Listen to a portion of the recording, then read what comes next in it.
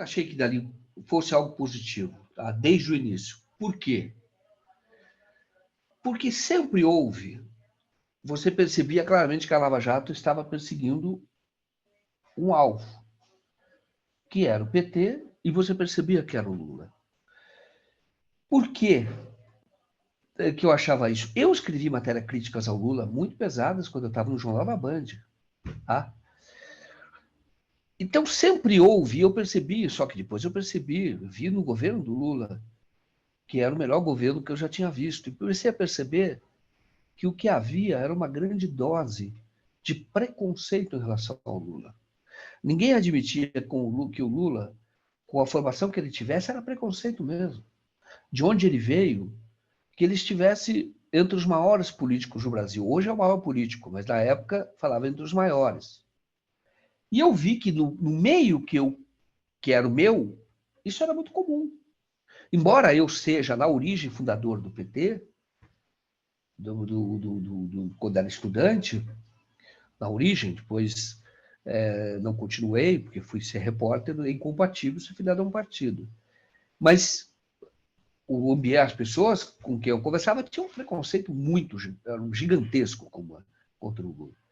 E eu percebi que a Lava Jato tinha isso também. Ela estava perseguindo o Lula, tentando transformar em processo o que era a lenda. Então, por exemplo, quando começou o caso, as pessoas falavam do triplex. Eu fui ler a matéria, eu tive no Guarujá, e eu já sabia que era uma perseguição. A Dilma também estava sendo perseguida. Isso antes do golpe, do impeachment, né? O golpe, impeachment. Antes disso, eu tive, por exemplo, no Guarujá, 2010, 2011, 11. E as pessoas comentavam na calçada, esse prédio aqui é do Lula, esse prédio que vai construir. É um prédio que estava sendo erguido. E era uma mentira. E era conversa, era boato de rua, no Guarujá. Eu ouvia isso. E aquela coisa, não, isso aqui é do Lula, é mais ou menos com aquele prédio, é como se a JBS fosse do Lulinha. Tudo mentira. Então eu comecei a ver, do ambiente mesmo, que havia um movimento na sociedade para, de alguma maneira, criminalizar o Lula. No interior, eu sou do interior onde eu vou, um dia me disseram, o Lula comprou uma fazenda aqui. Comprou uma fazenda? Perto dali da minha cidade, no interior. O Lula. E aí, essa era uma fazenda muito grande, né? Santa Clara, eu acho o nome dessa fazenda. Muito grande, não tenho certeza, mas era muito grande. Tinha plantação de eucalipto e tal, muito grande. E eu, casualmente, por ser dali, fui investigar. Eu cheguei a escrever sobre isso no blog do Morumbi. Falei, olha, como se nasce, não chamava fake news, como se nasce uma mentira, como nasce uma mentira.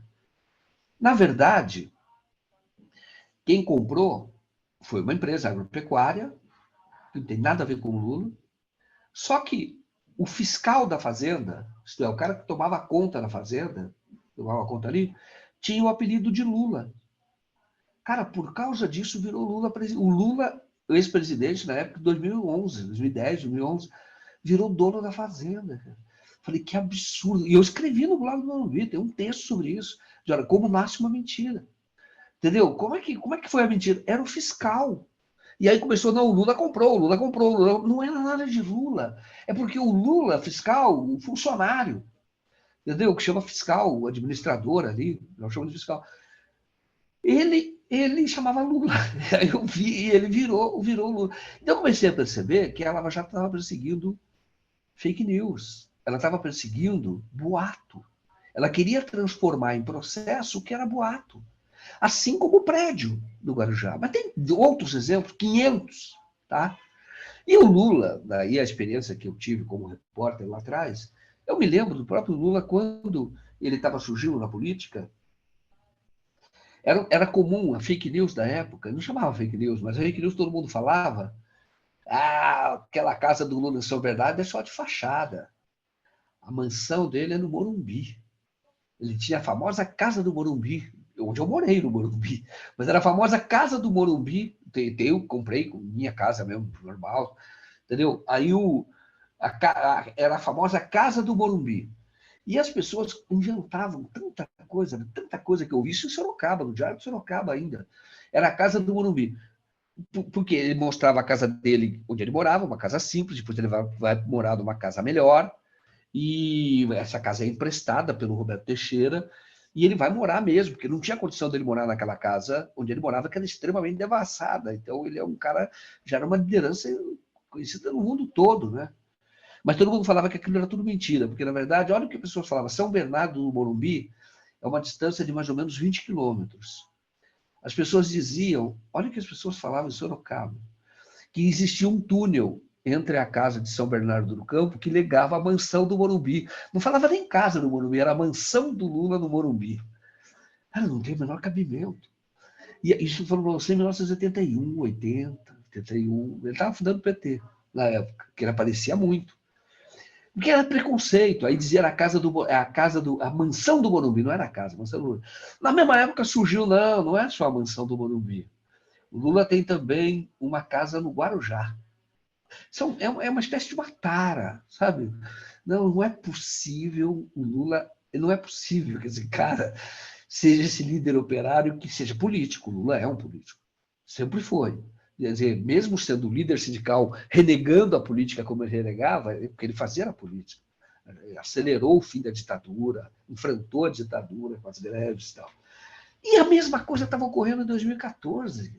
Começavam a perseguir boatos. O que a Lava Jato queria fazer é dar uma satisfação para esses loucos, para esse pessoal que não aceita a ascensão do Lula. Isso era uma coisa para mim muito clara. E aí eu comecei a ver que eles estavam forçando a barra, entendeu? Prisões preventivas que eram muito demoradas. 2014, aquela capa da Veja, quando a Veja antecipa uma capa, eu trabalhei na Veja 7 anos, e a Veja não faz isso. Em época de eleição, ela antecipou uma capa com uma fake news. Ela disse que o Lula e a Dilma sabiam de tudo. Eles sabiam de tudo, algo assim. Que, na verdade, estava replicando uma capa, essa sim, verdadeira, do Pedro Collor falando sobre o irmão. Ele sabia de tudo. Entendeu? Era o Pedro Collor falando e explicando que tinha contado isso para o Fernando Henrique, para o Fernando Henrique, para o Fernando Collor, contava das traficâncias do PC, mostrava e que como isso se ligava ao patrimônio do Collor, sustentavam pessoas do Collor, inclusive a mãe dele, do Pedro Collor. O PC fez cheques ali do Fantasma para a mãe do Collor. Mas então, ali a Veja antecipou aquela capa, eu falei, isso é criminoso. Porque, na verdade, a Lava Jato queria criar um ambiente para a Dilma ser derrotada em 2014, o Aécio ganhar e a vida seguia. Só que veja a força de um veículo de comunicação de antecipar. E essa capa da Veja naquela época, ela virava outdoor. Então, ficou outdoor, era uma campanha eleitoral. Isso era uma propaganda absolutamente criminosa. E isso a partir da Lava Jato com um vazamento distorcido de um depoimento, porque o Youssef não fala isso. Ele nunca esteve com o Lula, nem com a Dilma, nem perto. Impossível. O Youssef era próximo do Moro. Isso eu já tinha contado. Tinha feito delação, depois houve uma denúncia de que o Moro não investigou o próprio habeas corpus. Esse primeiro dava conta de que o Youssef continuava operando para o Janene, que era deputado federal, e, portanto, o caso tinha que ir para o Supremo Tribunal Federal. O Moro não podia ter ficado com aquele caso. Porém, se ele quisesse tomar alguma medida efetiva, ele poderia, a partir daquela interceptação telefônica, ele poderia ter anulado a colaboração do Youssef de 2005 e colocado o Youssef de volta na prisão, que era o natural, porque ele tinha mentido, ele estava operando, ele estava cometendo crime. No entanto, essa mesma ação de 2006, ela vai evoluindo até que em 2014 o Youssef é preso. Ela levou 8 anos para o Youssef ser preso. Era o mesmo inquérito. E era um inquérito aberto eternamente. E nem pode, era o Estado, um juiz fiscalizando todo mundo, quebrando o sigilo de todo mundo, que ele queria. Isso já antes. Para chegar num alvo, que era uma coisa impressionante. Quando ele chega no alvo da Petrobras, de um cara que não era mais nem diretor da Petrobras, tinha sido. 2 anos antes, ele tinha sido demitido, Paulo Roberto Costa. Então, você viu que era uma farsa e era uma construção de uma narrativa para criminalizar o governo na época da Dilma. E a Dilma não percebeu isso, mas estava começando o governo dela, que era para fortalecer um adversário, que era o Aécio. Bom, aí eu vi aquela capa. Eu falei, meu Deus, está escancarado que isso é uma operação política. E em aliança com a imprensa corporativa. Essa grande imprensa, ou velha imprensa, está escancarado. E fui ali, cada vez mais, comecei a fazer matérias mostrando que o que estava acontecendo no Brasil era uma guerra. Eu tive essa percepção desde o início. Tive uma discussão, inclusive, com uma pessoa, uma conversa que eu tive com uma pessoa. Eu estava viajando com a minha família na Argentina, fui naquele show de tango que tem lá e a gente divide a mesa com outras pessoas. Aí o cara, quando começou a falar do PT e começou a falar daquela coisa, isso é 2015, 14 para 15. Daí eu falei, cara, começou a falar de Celso Daniel, que é outro caso que eu cobri pela TV Globo e vi que é um crime comum. É outro caso que foi explorado politicamente. Aí quando eu começo a falar, eu falei, cara, você não está entendendo que é uma guerra? Tem gente entrando na sua casa, eu até fui duro nesse ponto, ou entrando na casa das pessoas, e as pessoas estão oferecendo, que legal que você está entrando aqui na minha casa. Leva a geladeira, leva o fogão. Minha filha aí, pode levar também. Pode levar. Cara, você não está defendendo o país. Não é. O Brasil é que está sendo atacado. Eu tinha essa percepção muito clara. Hoje, eu não tenho sombra de dúvida. Eu já disse em revelação do que ocorreu a partir de ação, essas colaborações criminosas da Lava Jato fora do protocolo oficial, fora da legislação com autoridades americanas, o FBI vindo aqui para interrogar presos brasileiros, coisas absurdas. Aí foi descobrindo mais coisas, e hoje mais do que nunca sei que foi uma ação que visava prejudicar o Brasil, essa é a verdade, em benefício de uma potência estrangeira. Foi isso que ocorreu, claramente, claramente. Bom, e aí, então eu sempre fiz muita matéria, falei de algumas, mas desde o início, mostrando, olha, essa não é uma operação judicial legítima. Essa é um movimento político e eu chamava de guerra. Eu nem sabia do termo guerra híbrida. Nem usava esse termo. Mas era claramente uma guerra.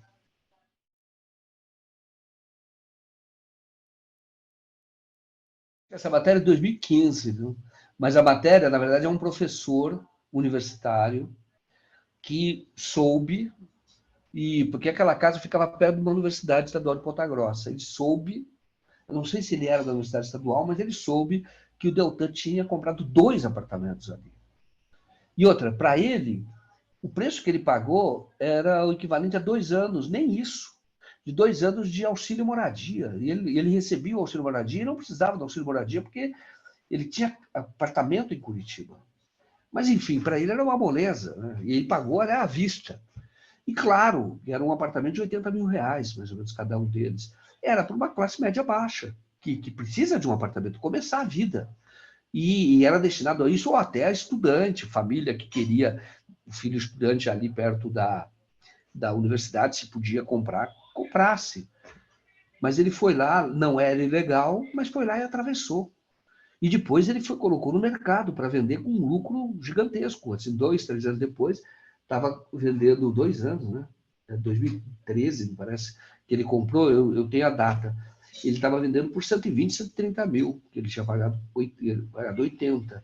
Evidentemente é um atravessador. E aí quem ia comprar por 120, 130 era aquela classe média que poderia, classe média baixa, mais modesta, poderia ter comprado antes, por 80. Mas ele foi lá e atravessou, ganancioso. E aí mostrou que ele era um ganancioso, entendeu? Que o negócio dele era, gostava de dinheiro. E era algo simples, mas foi um professor que passou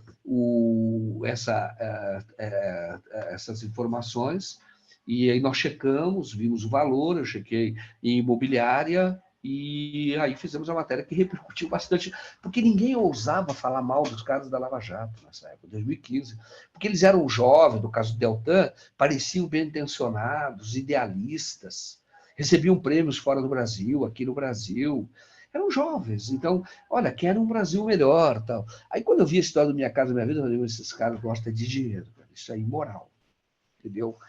Não é ilegal, mas é imoral, é verdade. Isso que você falou, e foi bem importante. E quando eu fiz a matéria, eu fiz com muito receio. Olha como nós vivíamos numa... Era um estado que nos impunha medo. A Lava Jato impunha medo a gente. Porque quando eu fiz, eu falei, esse cara... Eu me lembro nitidamente, eu falei, é como se ele fosse um coronel do tempo da ditadura, o Deltan Dallagnol. Eu falei, esse cara vai me processar. E esses caras, eles manipulavam o processo que até te colocavam na cadeia. Aí eu falei, mas eu tinha que fazer e vou fazer.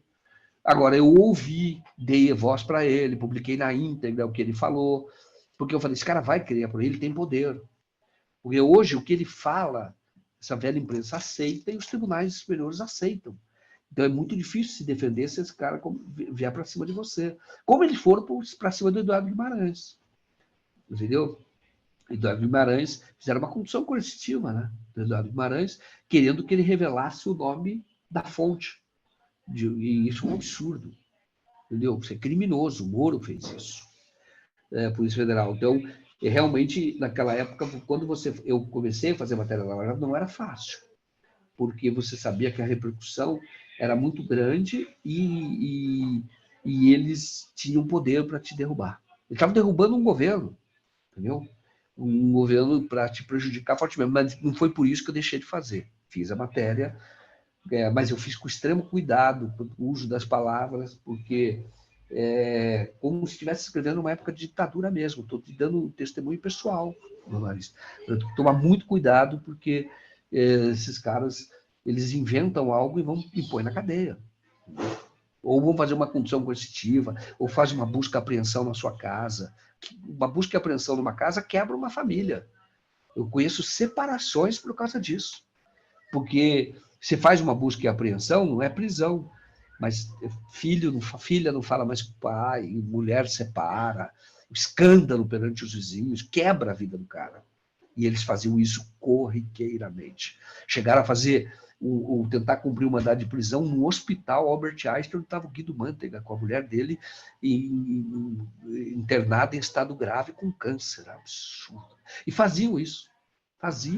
Ameaçavam parentes. Conheço um empresário, Raul Schmidt, de Portugal, que queriam de todo jeito que Portugal extraditasse o Raul Schmidt. Mandaram avião para lá, mas não podiam ter mandado, porque Portugal não extraditou, gastaram dinheiro público, mas tudo para pressionar. E aí o Raul Schmidt ia me dar entrevista. Só que ele, quando Portugal negou a extradição, eu ia para Portugal. Quando o Raul Schmidt pede, ele liga para mim e fala, me desculpe, eu não posso dar entrevista. Eu falei, por quê? Não posso mais, me desculpe, numa outra ocasião eu falo com você. Eles foram na casa do meu neto, casa da minha filha, no Rio de Janeiro, Polícia Federal com fuzil, mostrando o fuzil para o meu neto de 8 anos, para minha mulher, para minha filha. Mulher não, minha filha. Eu estou aqui em Portugal, mas eles estão lá. Era uma ditadura, cara. Era um horror que estava acontecendo, era um terror. Tem outros casos também, viu? E ali, e ele deixou de dar entrevista. Ele ficou com medo, e era natural. Fiz um outro caso, que eu mostrei o vídeo, inclusive, uma mentira do Moro Januário Paludo. Eles foram na casa da mulher do jardineiro, do sítio de Atibaia, e da faxineira. O marido trabalhava no jardim, ou fazia serviços também elétricos, né? É um tipo de faz-tudo ali. E a mulher era faxineira. E recebiam do Bitar, que era o dono do sítio. O Lula nunca foi dono dali. O Lula frequentava, porque o sítio foi comprado com o objetivo de manter a amizade deles todos ali, unidos, com o dinheiro que o Jacob Bitar tinha recebido da anistia, tudo declarado. Mas o Jacob Bitar queria mesmo essa continuidade, porque o Jacob Bitar estava vivendo nos últimos anos, nos últimos meses do governo do Lula, acho quase um ano. Ele estava com depressão e ele ele ficava hospedado na Granja do Torto, tá? E ali, todo fim de semana, o Lula gosta de churrasco, era muito amigo dele. São amigos o filho do Lula morou com o Jacob Bitar, chamava de tio. E era o filho do Jacob Bitar, chamava a Marisa de tia, o Lula de tio. Então, realmente tinha uma relação muito familiar, muito próxima, de muita amizade, né? E aí, naquela ocasião, e o Jacob Tara que pagava. E aí a Lava Jato queria, de toda maneira, transformar o sítio de Atibaia, que o Lula poderia comprar, porque o Lula tinha dinheiro para comprar, recebia de palestras, tudo legalizado, ele tinha fundos para comprar. Ele recebia $200 mil por palestra, que era todo mundo que fez palestra, ele fez palestra e pagou. E o Lula não cobrava por palestras de movimentos sociais, mas a Globo contratou, Microsoft, vários outros. E o Lula tinha dinheiro para comprar o sítio, mas não interessava, o Lula não comprou o sítio, não era, o Lula tinha um fundo previdenciário, que era para deixar para a família, depois que ele saiu da presidência. Isso claro para mim, claro e legítimo. O Lula falou, olha, eu tenho nome, as pessoas querem falar comigo, o Lula saiu com 87% de aprovação. Criou uma empresa para fazer palestras, tudo legalizado, por imposto, tudo certo. E aí, qual é o cachê mais alto de ex-chefe de Estado? A era do Bill Clinton, cobrava $200 mil, inclusive o Brasil chegou a contratá-lo, a FAAP, e o Mandela também cobrava por volta disso. E ele falou, eu vou cobrar a mesma coisa. O Lula era colunista do jornal New York Times, né? Depois que ele saiu. E eu vou cobrar. Então ele tinha fundos para comprar o sítio de Atibaia, que era uma bobagem, uma loucura. E aí, o que eles fizeram? O Genório Paludo, eu contei essa matéria, ele foi até a casa do eletricista, queria levar a mulher do eletricista para depor, naquele dia da condução coletiva do Lula. Eles levaram o Lula para Congonhas, porque eles iam prender o Lula. Só que eles queriam algum fato criminoso que justificasse a prisão. Poderia ser eles perseguiram muito a cruz do Aleijadinho, que diziam que era do Aleijadinho, aquela obra de arte que o Lula ganhou antes de entrar na presidência, antes de ser presidente. E o Lula levou, era dele, levou para o Planalto, normal. Levou ali. E aí saiu, era uma fake news. Saiu na imprensa que, na verdade, aquela cruz era do Aleijadinho, que não era, e que era desde o tempo do Itamar, estava lá, era da Patrimônio da União. Eles queriam achar aquela cruz, justificar que estava na casa do Lula, e justificar a peculata e prender. Em cima da hora, as mensagens mostram, teve um procurador que falou, olha, cuidado, essa notícia é fake news. Porque alguém tinha dito, não, o Lula ganhou muito antes de entrar na presidência. Aí o Deltan chora, fica lamentando, eu vou fazer, porque não tinha motivo. E o Januário também foi atrás, no sítio de Atibaia, eles foram para vários lugares, que eles falaram, vamos pegar em flagrante, o avião estava pronto lá em Congonhas, aí nós vamos prender o Lula, e nunca mais ele vai sair. Entendeu? A condição coletiva era isso, levaram para Congonhas, justamente porque do Congonhas entrar no avião e ir para lá. Era para decretar. Só que não acharam nada. Eles desmontaram, no sítio de Atibaia, desmontaram coifa, porque eles queriam achar dólar dentro do sítio de Atibaia. Em São Bernardo, levantavam um colchão, rasgaram o colchão, tudo para procurar dinheiro, não acharam nada. Porque não tinha. Mas era para prender o Lula. Bom, e aí o Januário, nesse dia, o Januário foi extremamente covarde, porque ele não tinha mandado, tá? Para trazer a faxineira, para obrigar a faxineira a depor. Aí ele vai, 6 horas da manhã, ela levanta, e aí queria que ela o acompanhasse para depor. E ela não tinha nem tomado banho, tinha que levar o filho no médico, uma coisa assim, e não foi. Naquele momento falou, depois eu vou. Daí ia a pé com o marido, etc. O Januário ficou nas imediações, quando o marido saiu para ir trabalhar, era o eletricista, ele voltou. Covarde, só estava a mulher dentro de casa. Aí ele leva no carro da Polícia Federal a mulher e uma criança de 8 anos. Eu mostrei o vídeo, a criança com o olho arregalado.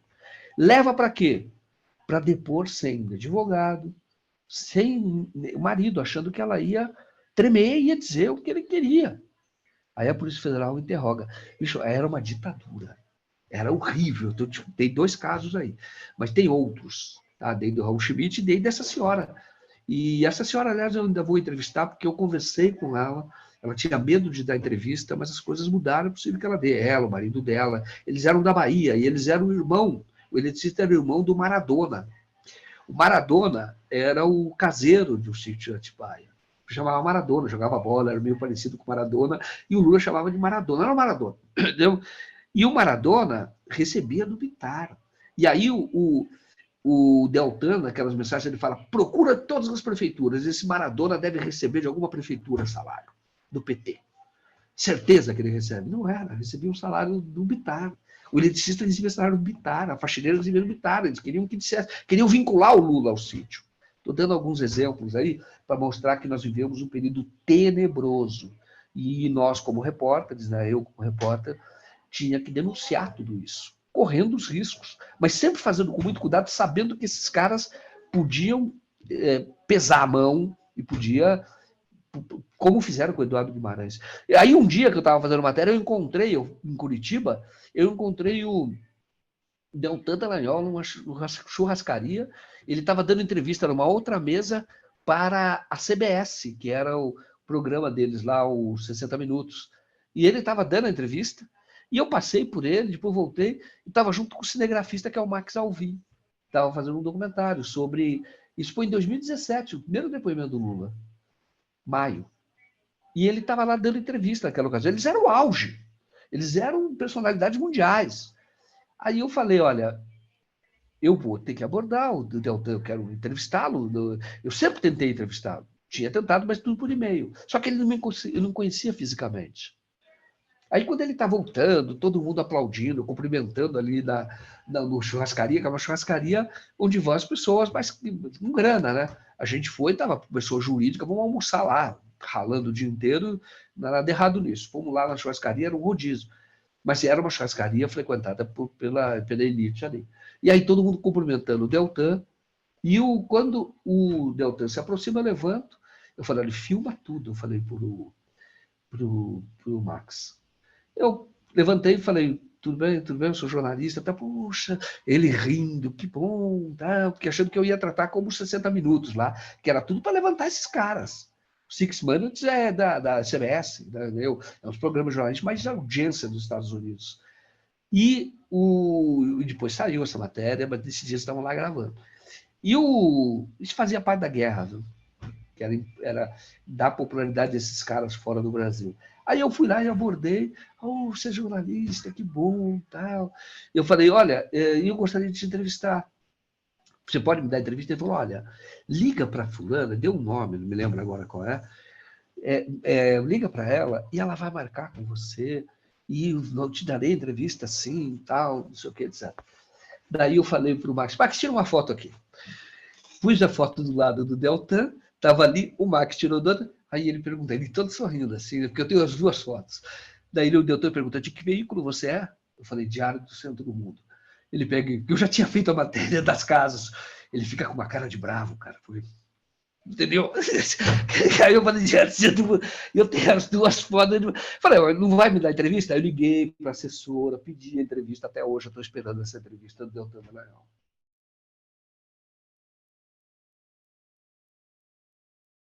Foi uma união de esforços muito importante. O Nassif faz uma cobertura excelente, né? E eu trabalhei muito, com muita dedicação nesse caso, aí nós nos unimos para fazer o documentário A Indústria da Delação Premiada. Foi quando a gente apresenta o Tacla Duran. Tacla Duran não tinha dado entrevista. Eu fui até Madrid, encontrei o Tacla Duran lá, fiz uma matéria, ele viria para o Brasil e ele fala comigo, ali na rua, converso com o Tacla Duran. E conto que os advogados tinham enriquecido e conto a história do Jucoloto, que foi sócio da Rosângela Moro, padrinho de casamento dos dois. Você quase me acredita, inclusive, quando foi... Fui intimidado. Né? Eu fui intimidado, foi exatamente isso que ocorreu. Eu falei, bom, primeiro eu fui, como todo repórter, entrei no escritório da advocacia, deixei inclusive um bilhete, ele tem esse bilhete anotado. Aí ele estava lá, mas não quis me receber. Aí tem a secretária, daí eu falei, olha, eu gostaria de entrevistar o Jucoloto, ela liga, etc. Aí depois fala, ele saiu para almoçar, não sei o quê, etc. Mentira. E eu falei, olha, então eu vou ficar aqui, esperar ele voltar. Tá? Ela falou, aqui você não pode ficar. Eu falei, não, eu fico na calçada. E eu quero até deixar aqui um bilhete para você, pedido de entrevista, está manuscrito. Falei, olha, e eu peço a ele que dê entrevista. Se ele tem algum receio da edição da entrevista, nós fazemos ao vivo a entrevista. Eu nasci, poderíamos entrevistá-lo ao vivo. Eu fiz na hora, deixei. Era uma caderneta, acho que a folha, deixei lá. E ela falando, está bem, está muito educada a secretária. E meio constrangida, porque sabia que ele estava lá. Aí eu fui para o lado de fora, montei um celularzinho, que eu trabalho com... hoje tem que ser grafista também, mas eu trabalhei com celular, pus um tripé e fiquei filmando. A hora que ele saísse, a hora que ele entrasse. Eu estava sozinho. Até para fazer isso é por questão de custo, tá? Porque eu trabalho... hoje eu tenho cinegrafista, vai comigo, mas algumas vezes eu faço sozinho também. E para poder fazer a matéria. Eu fui para Ilhas Virgens Britânicas sozinho. Helicóptero eu fui sozinho, só com o celular. É para poder fazer, porque senão não viabiliza, o custo não dá. E aí eu fiquei ali esperando ele sair. Aí começou gente a espiar, eles foram para o alto. Todo mundo e eu filmava. Depois eles saíam. Aí eu esperei 2 horas. Não, ele não vinha, eu voltei lá, falei, olha, eu reafirmo o convite, tem meu telefone, pede para ele me ligar. Recolhi minhas coisas e saí com o carro. 2 caras vieram atrás. Eu descrevo, um deles eu dou o nome. Era um advogado, sócio, porque eu reconheci. Tá? Porque daí eu vou ver quem eram os sócios do escritório. E eles vão me seguindo. Eu tinha deixado o carro sozinho numa rua. Ali é uma avenida Nilo, alguma coisa, não me lembro bem, que é uma rua movimentada. Não sei se é Nilo, Peçanha. Mas, enfim, movimentada, e eu deixei numa travessa. Aí eu fui e os caras me seguindo atrás. Aí chegou uma hora que eles estavam se aproximando, eu virei. Porque eu não tenho medo dessas coisas, sabe? Porque eu faço o meu trabalho. Tá? Eu tenho medo, não é medo, muito cauteloso com, por exemplo, o cara usar o Estado da lawfare, usar o Estado para te prender, por exemplo, etc. Mas fisicamente, não tenho, nunca tive. Mas aí, quando eles estavam se aproximando, eu virei. Quando eu estava muito próximo do carro, eu virei e falei, por que vocês estão me seguindo? Entendeu? Pena que eu não tinha um cinegrafista, porque ele podia filmar. Não, o que você está fazendo? Uma discussão. Intimidar mesmo. Tá? Por que você estava lá filmando? Eu estou filmando e gostaria de entrevistar o Zucoloto. Aí falei, vi que o cara era advogado, né? Perguntei para ele, porque ele não estava com terno, o outro não era advogado, era um barbudo. Você não estava com roupa de advogado, pelo menos estava a paisana, talvez fosse segurança, não sei exatamente quem era. E o outro era advogado, e eu identifiquei. E o outro eu descrevo. E foi isso. Aí eu falei e continuo com a mesma oferta. Se ele não tem o que esconder, ele me dê entrevista. Eu sou um jornalista, eu não invadi o escritório, fiquei na calçada e quero entrevistá-lo. E ele nunca retornou. Tá? Mas foi uma intimidação, sim. Eles achavam que eu fosse ficar com medo, mas daí depois fiz a matéria e contei o caso.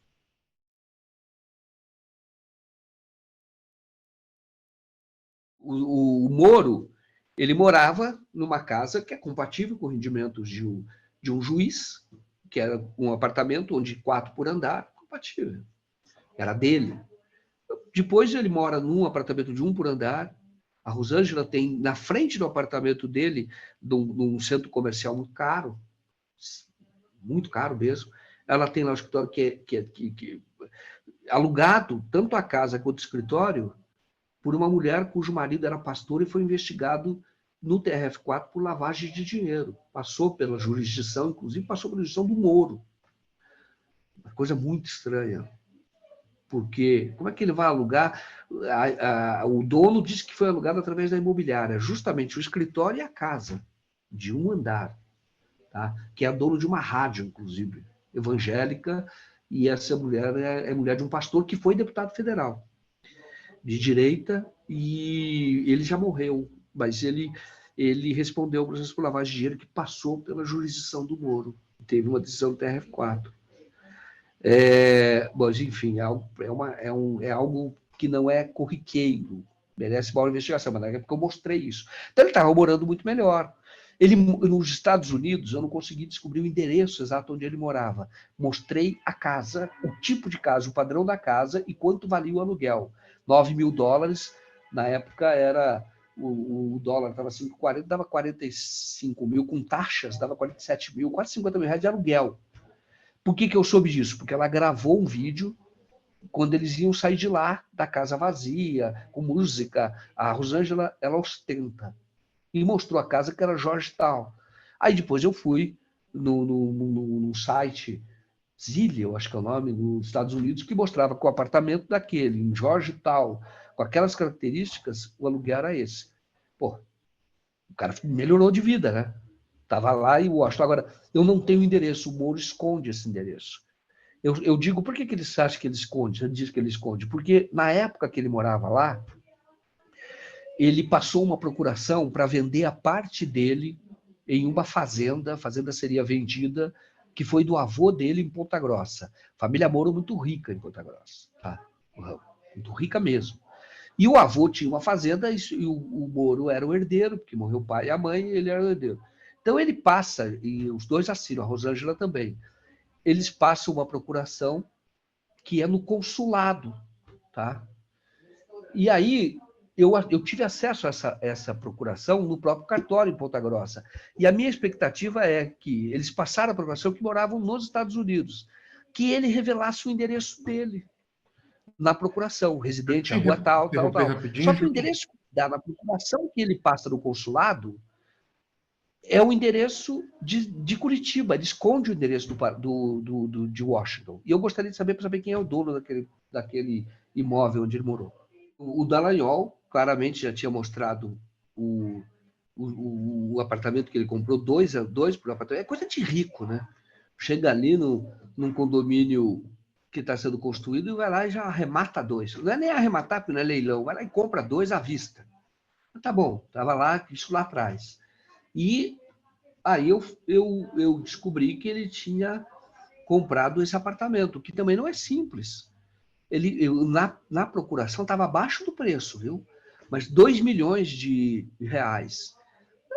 Pô, o cara fazer uma poupança, mesmo sendo um servidor público alto, para conseguir 2 milhões de reais, e a mulher dele não era nenhuma super advogada que ganha muito, não é. Então, é estranho, né? Então, inclusive, o pai dele tem um apartamento próximo dali, na mesma rua, também muito, muito caro. Mas tudo bem, o pai dele foi procurador, mas parece que o dinheiro desse pessoal dá em árvore, uma coisa, não é fácil.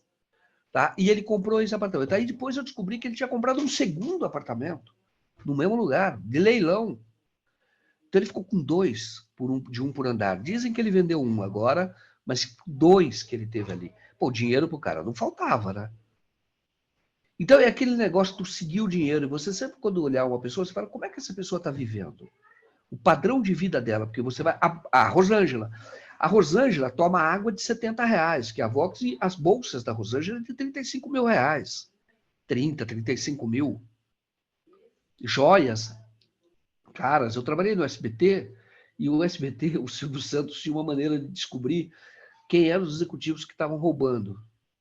Ele não ia no encontro anual no hotel lá, o Jequiti, tem um hotel que se chama Jequiti lá no Guarujá. Ele não ia. Só que ele mandava um cinegrafista que eu conheci filmar tudo. E ele mandava desde a chegada. Ele queria olhar o carro e era para filmar muito as mulheres, a roupa, a bolsa, joias, etc. Porque aí ele sabia, porque quem rouba ostenta. Ele não consegue guardar só para ele. E a Rosângela ostenta há muito tempo. É só olhar o Instagram dela. Entendeu? Então, eu vi o Dallagnol comprando um apartamento de um por andar porque não resiste. Ele quer morar num por andar. E um dos apartamentos que ele comprou era do Paulite, que é Paulite, eu acho, que era um cara que foi processado por eles por corrupção, que era da região de Maringá, que foi um secretário. Tá? O outro apartamento que ele comprou era do tio do Diogo Castor de Matos. Aí eu fui ver o Diogo Castor de Matos. O Diogo tinha tentado entrar no Yacht Club, aí no litoral do Paraná, que é um lugar de ricos, da elite, e o Diogo Castor de Matos era sócio de uma academia de tênis muito grande, do filho de um doleiro. Eu falei, cara, isso é coincidência? O cara tinha que ter cuidado, entendeu? Com quem ele vai se associar? Ele deveria estar investigando o pai do sócio dele, ele como procurador. Mas, enfim, mostrei que eles têm uma vida de rico, subiram, todos eles ascenderam, e é o que a gente mostra ali, e canalizando muito para o Moro, claramente a vida dele é muito melhor do que era antes, e o Dallagnol também. Entendeu? Então, eu digo, é incompatível, isso tem que ser investigado com a renda deles. Agora, eu diria que eu conheço o juiz, meu círculo pessoal, inclusive, promotor eu conheço, não ficam ricos assim, não é fácil, entendeu? Ainda mais com 40, no caso do Dallagnol, ele comprou, ele tinha 40 anos de idade, 2 apartamentos de um andar cada um, não é comum, não é comum.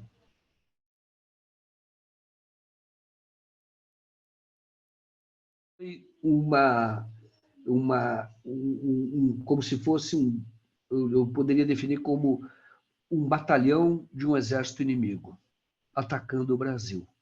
Prendeu aquele que era o líder de um projeto de país, inclusivo, soberano, que era o Lula, abriu as portas para que um entreguista, que é o caso do Jair Bolsonaro, assumisse, e tem várias ações que ele tomou como governante que mostra que é entreguista realmente. Por exemplo, ele fez um acordo com a Organização Mundial do Comércio, que o Lula agora revogou, mas para permitir que as empresas estrangeiras participem de licitação pública em condições de igualdade com as empresas nacionais. Claramente estava beneficiando o que é de fora. A Lava Jato foi quem permitiu uma nova diretoria na Petrobras, que tem como uma de suas primeiras decisões dolarizar o preço do petróleo, o preço do derivado do petróleo. Sendo que o Brasil, a grande conquista do Brasil, e que valorizou a própria Petrobras, foi ter descoberto novos poços de petróleo que tornaram o Brasil um produtor com excedente, isto é, produz mais petróleo, extrai mais petróleo do que o seu consumo interno. E aí, por que dolarizar? Porque isso ampliou a operação das refinarias dos Estados Unidos. O Brasil passou a importar diesel de lá. Não é só dos Estados Unidos que importa, mas a maior parte é dos Estados Unidos. Tudo isso depois da Lava Jato. Fez uma licitação aqui, logo depois, que proibia as empreiteiras brasileiras de participarem, por conta da Lava Jato. Isso a Petrobras fez, para continuar a Copérgia, aquela grande refinaria que tem lá no Rio de Janeiro, está sendo ainda construída lá. Então, aliás, já era para ter terminado, mas estão pagando mais por uma obra que não avança. Mas, o Copérgia, né? Então, foi uma operação que você vê claramente que o Brasil foi prejudicado. O Brasil crescia em 2013, cresceu antes da Lava Jato, quando começa a Lava Jato, trava. Mas o Brasil produzia 2 milhões, 3 milhões de carros por ano. O Brasil estava crescendo, em média, até 2013, 4,1%. Em média. De 2003 a 2013. 4,1%. Claro que gerando empregos. A Lava Jato diretamente provocou o desemprego de 4 milhões e 400 mil pessoas. Provocou diretamente o desinvestimento de 172 bilhões de reais, isto é, dinheiro que já estava previsto para ser investidos e foi travado. Os investimentos foram congelados por conta da incerteza que a Lava Jato gerou, insegurança jurídica também, e da destruição das empresas brasileiras. Prejudicou muito uma empresa brasileira que era uma das líderes mundiais da construção pesada, que é a Odebrecht. Também prejudicou uma outra indústria, que é a Braskem, petroquímica, que fazia frente, competia, por exemplo, com a Dow Chemical, dos Estados Unidos, uma área sensível. E prejudicou, e hoje nós andamos pela rua, o cenário é de uma guerra mesmo, e os mais pobres são os que mais se prejudicaram, porque são pessoas que não têm nem onde morar, estão dormindo na rua, dormindo em barracas. Então, a Lava Jato foi uma operação de guerra contra o Brasil. lamentavelmente apoiada por uma parte da sociedade brasileira que fez com que o ódio que existia nelas, o preconceito que existia nelas, superasse a racionalidade, porque o Brasil ia muito bem.